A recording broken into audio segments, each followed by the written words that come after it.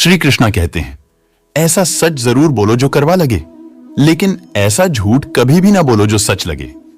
अपने जीवन में कभी भी ना किसी को आनंद में वचन दे, ना क्रोध में, ना ही दुख में कभी निर्णय लेने, गीता में लिखा है।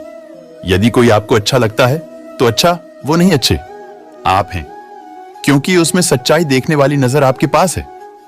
अपनी पीड़ा के लिए संसार को दोस्त मत दो, अपने मां को समझो। तुम्हारे मां का परिवर्तन ही तुम्हारे दुखों का अंत है। सोच और नित्य अच्छी रखिए, फिर आपके कष्ट प्रभु स्वयं दूर कर देंगे। लोग अपने शरीर को सुंदर बनाने में लगे रहते हैं, पर आत्मा की सुंदरता शरीर की सुंदरता से कहानी ज्यादा। महत्वपूर्ण शरीर तो नश्वर है, मिट्टी ही तो है और मिट्टी में ही मिल जाता है, पर आत्मा अमर है। इसलिए आत्मा की सुंदरता पर ध्यान दो। बहुत विनम्रता चाहिए। रिश्तों को निभाना के लिए चल कपाट से तो सिर्फ महाभारत रची जाती है। इंसान की सोच ही उसकी सबसे बड़ी पहचान है, वरना दुनिया में एक नाम के कई इंसान हैं। उसे इंसान का मंजिल से भटकना तय है जिसकी संगत में नकारात्मक लोग रहते हैं। समय एक सा नहीं राहत है। आज दुख है तो कल सुख भी आएगा, और सुख के बाद दुख भी आना स्वाभाविक है। आपको पूरे धैर्य और श्री कृष्ण पर विश्वास के साथ अपना जीवन निर्वाह करना चाहिए। यह 5 चीज अभी से छोड़ दीजिए। दूसरों को खुश करना, दूसरों से उम्मीद करना, अपने भूतकाल में जिंदगी जीना, अपने आप को किसी से कम और ज्यादा सोचना, तभी आप सबसे बेहतर जिंदगी जी पाएंगे। आजकल किसी के गुनाह से ज्यादा रूप रंग और कपड़ों को देखा जाता है, पर याद रखना, एक दिन रूप रंग और कपड़े तो धोखे दे ही जाते हैं, पर जिसमें गण है वह हमेशा साथ निभाएंगे। जो व्यक्ति किसी के चेहरे पर हंसी और जीवन में खुश लाने की क्षमता रखना है, ईश्वर उसके चेहरे पर कभी हंसी और जीवन में खुशी कम नहीं होने देते। जब धन कमाते हैं तो घर में चीज आई है, लेकिन जब किसी का आशीर्वाद कमाते हैं तो धन के साथ खुशी, सेहत और प्यार भी आता है। धन से ही नहीं, मां से अमीर बने, क्योंकि मंदिरों में स्वर्ण कलश भले लगे हो, लेकिन नतमस्तक पत्थर की सीढ़ियों पर ही होना पड़ता है।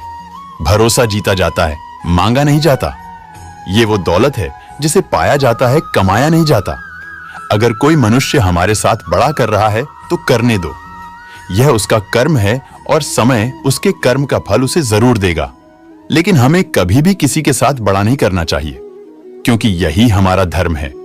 अगर आपकी समस्या एक जहाज की तरह बड़ी है तो भूले नहीं कि प्रभु की कृपा सागर जितनी विशाल है।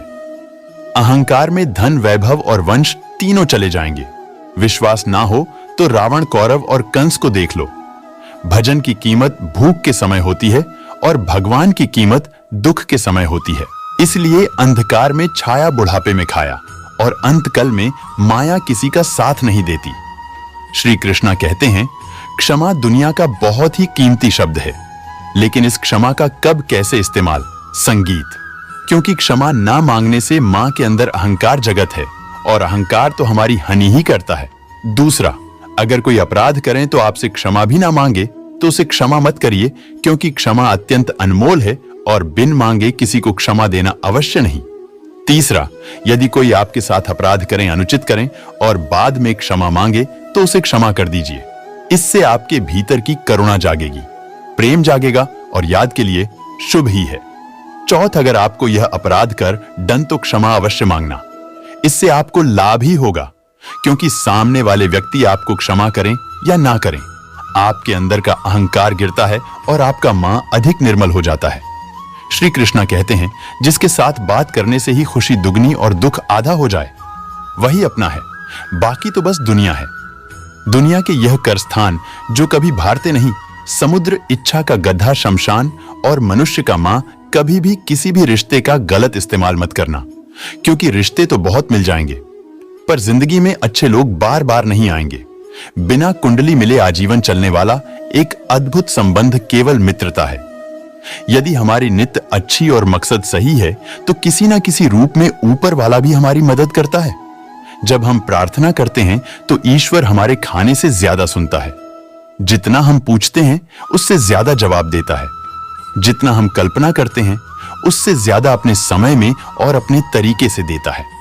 समय का चक्र बहुत तेज चला है, इसलिए ना तो बाल का अहंकार करें, ना ही अपने धन का जीवन में वाणी को संयम भी रखना अनिवार्य है, क्योंकि वाणी से दिए हुए गांव कभी भरे नहीं जा सकते।